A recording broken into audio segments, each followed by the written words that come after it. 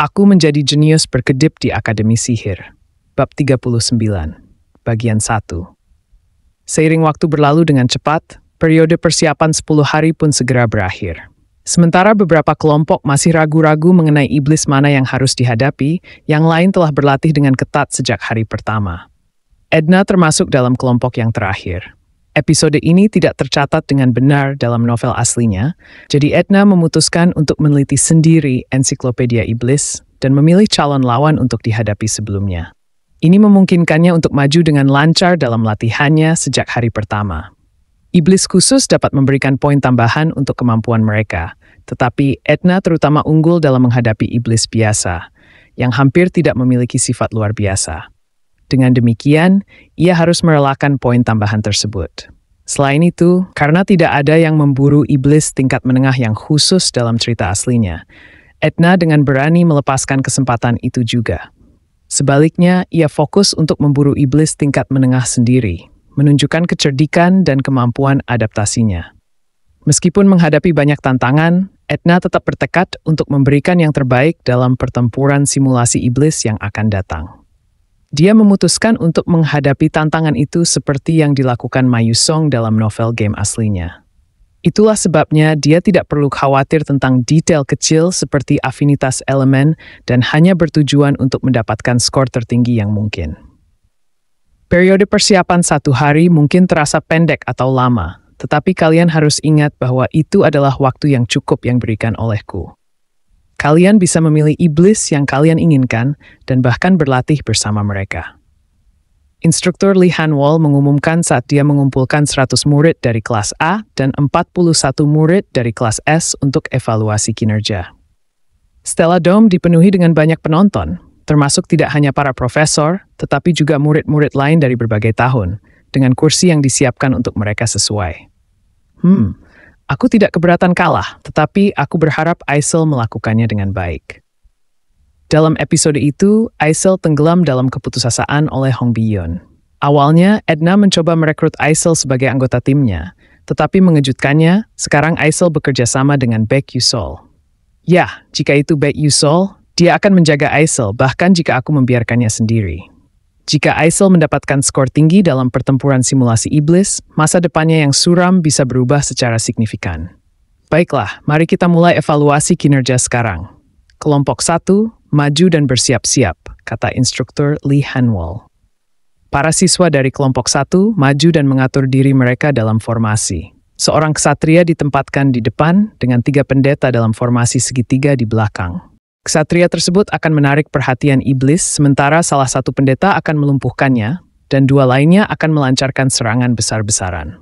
Segera setelah formasi kelompok 1 siap, cahaya terang bersinar di depan mereka, memperlihatkan satu iblis. Oh, apakah itu kura-kura mantra? Tanya salah satu murid. Ya, benar, jawab instruktur Lee. Kura-kura mantra adalah iblis yang menyerupai kura-kura. Ia memiliki cangkang kokoh sebagai armornya. Namun, ia memiliki kelemahan terhadap elemen api, membuatnya salah satu iblis tingkat menengah yang dapat dieksploitasi dengan mudah oleh para penyihir. Tampaknya para siswa yang masih kurang berpengalaman memilih iblis yang relatif mudah dan tidak mengancam untuk diburu. Selama pertempuran, kelompok 1 berhasil menggagalkan serangan paling berbahaya dari kura-kura mantra, Blitz Spiral, dan menyingkronkan napas mereka untuk melancarkan serangan terkoordinasi, menghasilkan kemenangan tanpa cacat. Kerja bagus, seru salah satu murid, merasa gembira dengan kemenangan mereka.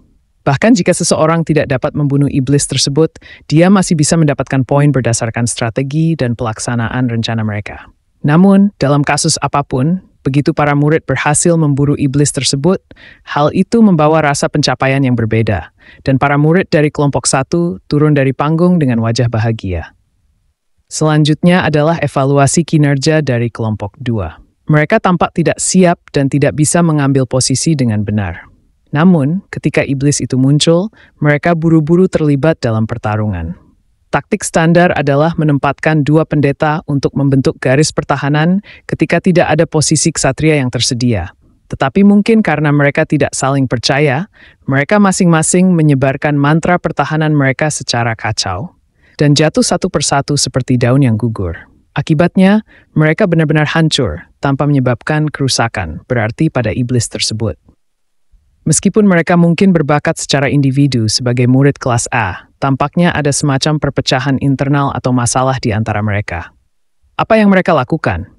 Haha, semua pendatang baru yang menjanjikan dari tahun pertama berkumpul bersama, tetapi mereka ternyata sekelompok pelawak.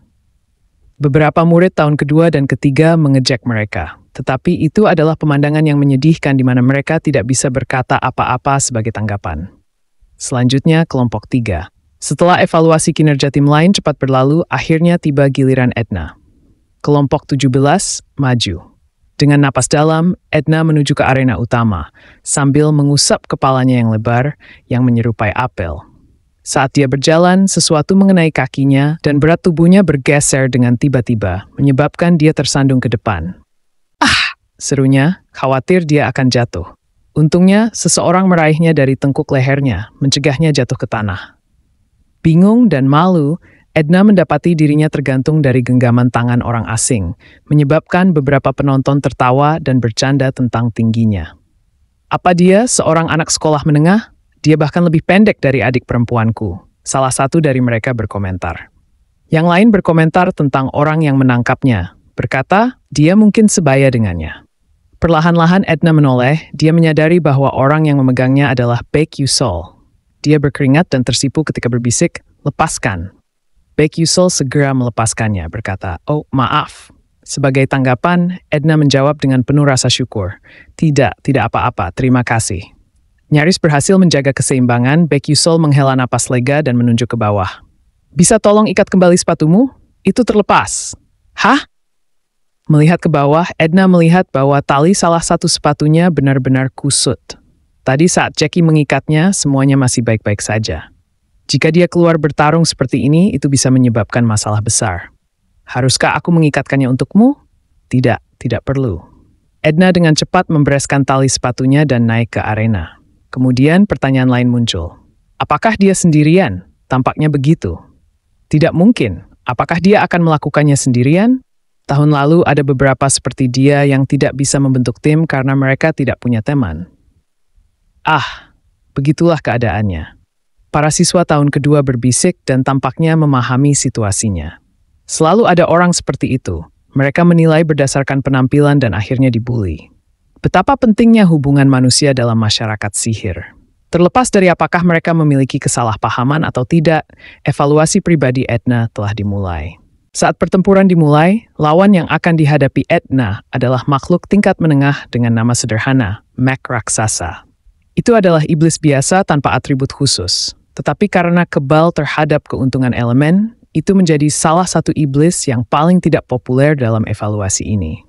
Edna menggenggam tongkat yang lebih panjang dari tubuh bagian atasnya dengan kedua tangan dan menarik napas dalam. "Mari kita mulai."